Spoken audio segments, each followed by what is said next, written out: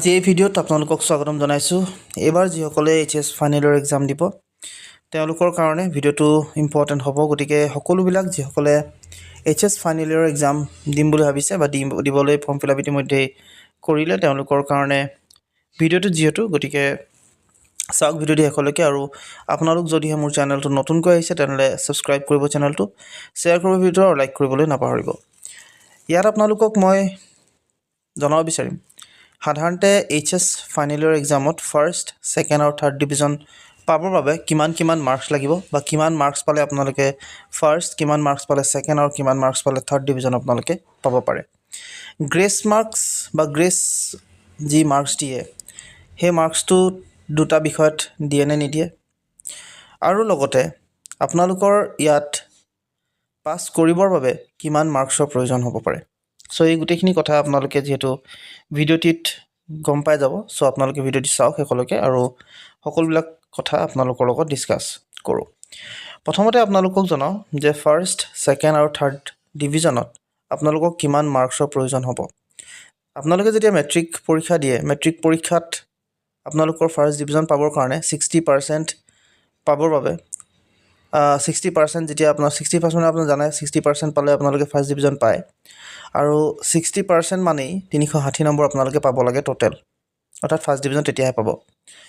তাৰ ছেকেণ্ড যদি হয় আপোনালোকে ছেকেণ্ডত 45 যিহেতু পাৰ্চেণ্টেজ হয়, গতিকে 45% আপোনালোকে পাব লাগে। তাত 6টা বিষয়ত 45কে আপোনালোকে যদি কৰে তেনেহ'লে আপোনালোকৰ যিমানটো হ'ব সেয়া হ'ব আপোনালোকৰ ছেকেণ্ড ডিভিজনৰ মাৰ্ক।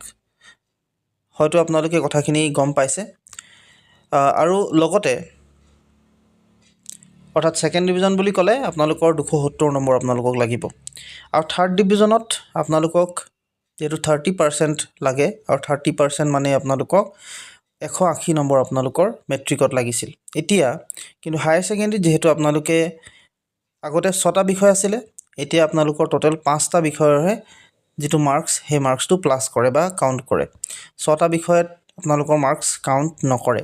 গতিকে 5টা বিষয়ত আপোনালোকে যিটো যদিহে 5টা বিষয়ত 300 নম্বৰ যদি আপোনালোকে পায় তেতিয়াহ'লে টোটেল যদি 300 মাৰ্কছ যদি পায় তেতিয়াহ'লে এইটো ফাৰ্ষ্ট।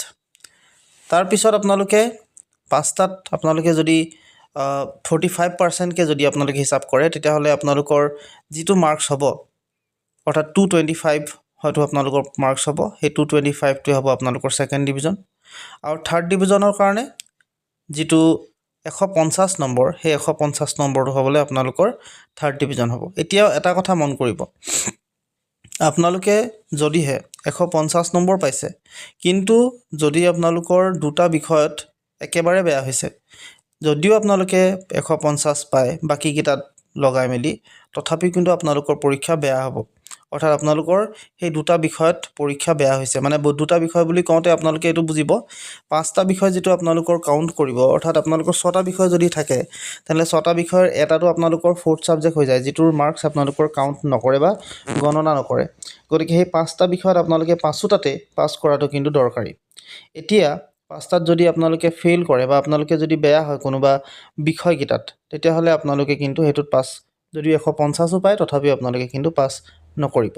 সেইটো আপোনালোকে একদম ক্লিয়াৰলি বুজি লওক।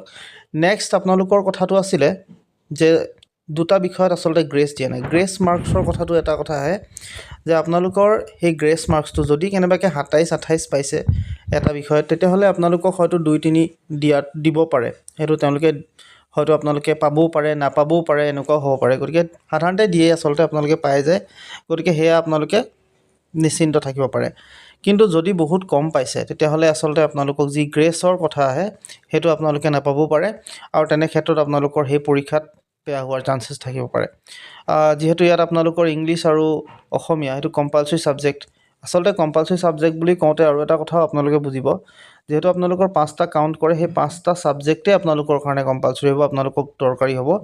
গতিকে সেই 5টাতে আচলতে আপোনালোকে পাছ কৰিব লাগিব। এটা বিষয়ত বাৰু আপোনালোকৰ যদি বেয়াও হয় বা আপোনালোকে যদি কম মাৰ্কছো পাইছে তেতিয়াও আপোনালোকৰ কোনো অসুবিধা নহয়, কিন্তু বাকীকেইটাত সম্পূৰ্ণ পাছ কৰিব লাগে। 1-2 কেতিয়াবা কমি যাব পাৰে, এটা দুটা, তেতিয়া আপোনালোকৰ হয়তো এইটোত তেওঁলোকে আগবঢ়াব পাৰে পৰীক্ষকে।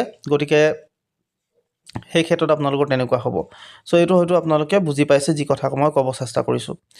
নেক্সট আপোনালোকক কিমান পালে পাছ কৰিব সেইটো আপোনালোকক মই ক'লোৱেই ইতিমধ্যে 150 150 মাৰ্কছ আপোনালোকক লাগে আৰু 150ত কেনেকৈ আপোনালোকে পাব পাৰে সেইটো আপোনালোকক জনালোঁ 5টা বিষয়ত আপোনালোকে কিন্তু পাছ কৰিব লাগিব আৰু তাৰ পিছত আপোনালোকৰ টোটেলটো 150 বা তাতকৈ বেছি যদি হয় তেতিয়াহে আপোনালোকে পাছ কৰিব বাই চান্স যদি আপোনালোকে এটা দুটাত বেয়া হৈছে বহুত বেছিকৈ বেয়া হৈছে আৰু বাকীখিনি মিলাই অৰ্থাৎ দুটাত বেয়া হ'লে আপোনালোকে বাকী তিনিটাতে যদি আপোনালোকে বহুত ভালকৈ মাৰ্কছ পালে আৰু 150 হ'ল তথাপি কিন্তু আপোনালোকৰ যি পৰীক্ষা সেই পৰীক্ষা বেয়া হ'ব সো এইখিনি আপোনালোকৰ কাৰণে আজি আছিল আৰু এইখিনি জনালোঁ যদি ভাল পাইছে ভিডিঅ'টো তেনেহ'লে যিমান পাৰে সিমান আপোনালোকৰ লগৰবিলাকৰ লগত শ্বেয়াৰ কৰি দিব আৰু অনুগ্ৰহ কৰিছোঁ আপোনালোকে যাতে চেনেলটো ছাবস্ক্ৰাইব কৰি লয় আৰু লগতে লাইক এটা কৰিব নাপাহৰিব আজিলৈ এইখিনি কথা জনাই এই ভিডিঅ'টোৰ পৰা বিদায় মাগিছোঁ এনেকুৱা ধৰণৰ যদি হায়াৰ ছেকেণ্ডেৰী ওপৰত ভিডিঅ' লাগে তেতিয়াহ'লে আপোনালোকে মোক কমেণ্ট কৰক মই হেল্প কৰিবলৈ চেষ্টা কৰিম ধন্যবাদ